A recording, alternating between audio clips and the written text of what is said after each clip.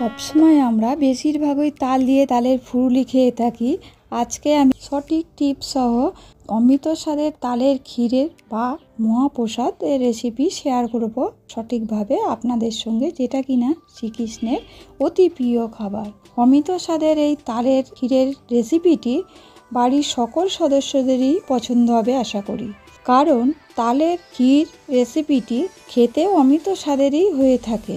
আমার এই টিপসগুলো সঠিকভাবে আপনারা ফলো করলে তাহলে সঠিকভাবেই আপনারা তালের ক্ষীরের রেসিপিটি বাড়িতে বানিয়ে ফেলতে পারবেন।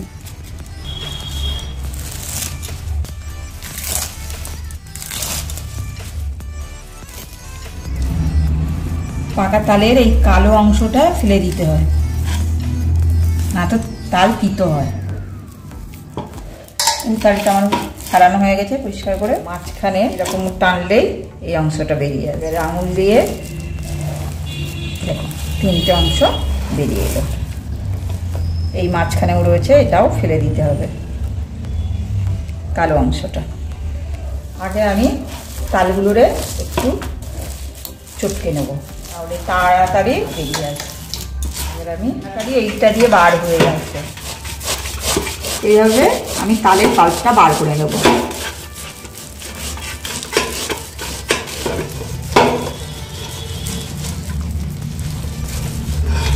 যখনই এইগুলো আসবে ঠিক সেই টাইমে এইগুলো করে নিতে হবে, বার করে নিতে হবে, তাহলে পরে ছাঁকতে হবে। পরিষ্কার করে আমি একটু ছাঁকলাম এতটা, তাহলে আমি পুরো তালটাই করে নেব।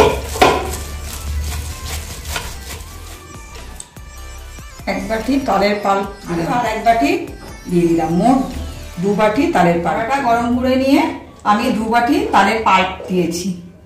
এবার এটা একটু ভালো করে গরম করে নেব, গরম করে গাঢ় করে নেব তালের পাল্পটা। আমি অনবরত নেড়ে তালের পাল্পটা একটু গাঢ় করে নিই। গাঢ় করতে একটু লেট হবে, তাও ধীরে সুস্থে করতে হবে। দেখুন অনবরত নাড়লাম, তা আমার 15-20 মিনিট লাগলো এটা গাঢ় করতে। অনবরত নাড়লাম, তালটার একটুও কালার চেঞ্জ হয়নি। দেখুন যেমন কালার নিয়েছিলাম তেমন রয়েছে। এইরকম অবস্থায় আমি নামিয়ে রাখবো তালটা। এবারে তালটা আমার গাঢ় করা হয়ে গিয়েছে, একদম মাখো মাখো হয়েছে। দেখুন খুন্তির থেকে পড়ছে না। এইরকম অবস্থায় আমি নামিয়ে রেখে দেবো। হেভি গন্ধ বেরোচ্ছে, দেখুন একদম আঠা হয়ে গিয়েছে তালটা। তখন তালটা এরকম পুরোপুরি ড্রাই হয়ে যাবে, ঠিক এইরকম টাইমে নামাতে হবে। 1 চামচ মতো জল দিয়ে আমি এখানে 500 গ্রাম দুধ নিয়েছি। দুধটা একটু সামান্য 1 চিমটে লবণ দিলাম, 1/2 টিস্পুন আমি এলাচের গুঁড়ো দিলাম। একটু নেড়ে নেব। পুরোপুরি ঠান্ডা দুধ, গরম দুধে দিলে এইটা দুধটা কেটে যেতে পারে, সেই জন্য আমি ঠান্ডা দুধে দিলাম। ভালো করে আমি মিশিয়ে নেব। এটা কিন্তু ঠান্ডা দুধের মধ্যেই আমি পাল্পটা গুঁড়ে নিলাম। এবারে এর মধ্যে দেখেছেন ঠিক এইরকম টাইমে আমি চিনিটা দিয়ে দেবো, আর একটু গুলতে হবে। এখানে 1 কাপ চিনি দিলাম।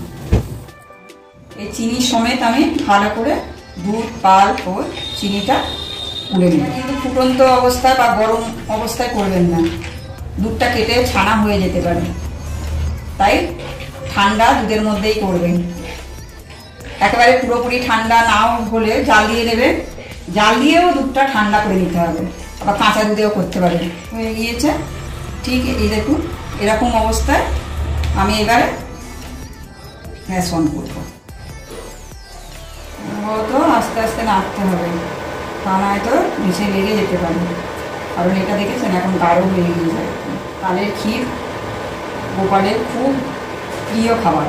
চিনি দিয়েছিলাম তাই জন্য একটু পাতলা হয়ে গিয়েছে, আবার একটু নাড়তে নাড়তে আবার ঘন হয়ে যাবে। এরকম টাইমে গরম অবস্থায় আমি গুঁড়ো দুধ দিয়ে দেবো।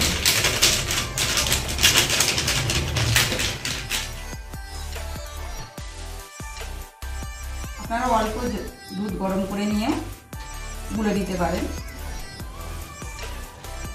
গুঁড়ো দুধটা পুরো গোলা হয়ে গেল।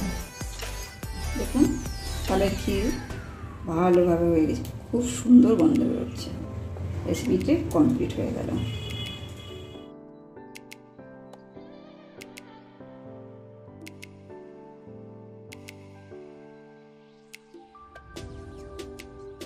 তালের ক্ষীরের উপর আমি এবার কাজু বাদামগুলো সাজিয়ে দিই। এই রেসিপিটি পছন্দ হলে অবশ্যই লাইক, শেয়ার এবং সাবস্ক্রাইব করার অনুরোধ রইল আপনাদের কাছে। দেখা হচ্ছে অন্য কোনো এপিসোডে। Thank you.